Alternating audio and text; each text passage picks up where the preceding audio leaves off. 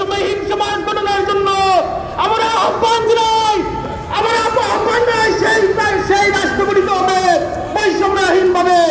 সংগ্রামে উপস্থিতি আমরা আরো লক্ষ্য করেছি এদেশের ক্যাম্পাসগুলোকে আবারও রাজনৈতিক ক্যাম্পাস তৈরি করার জন্য চেষ্টা করা হচ্ছে। বাংলাদেশ ইসলামী ছাত্র শিবির এদেশে থাকবে। আর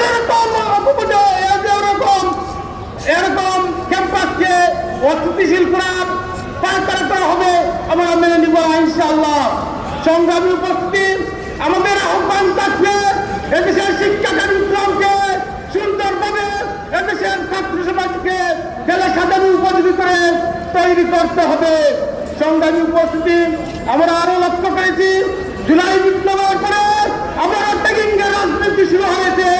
আমরা তাদেরকে বলবো আপনারা অতীতে দেখেছেন যারা ট্যাগিংয়ের রাজনীতি করেছিল তাদের এই দেশে অবস্থান হয়নি, কোন একটি দেশে যেতে হয়েছে। আপনারা যদি আবার ট্যাগিংয়ের রাজনীতি শুরু করেন তাহলে আপনারা কোন দেশে স্থায়ী পাবেন না ইনশাআল্লাহ।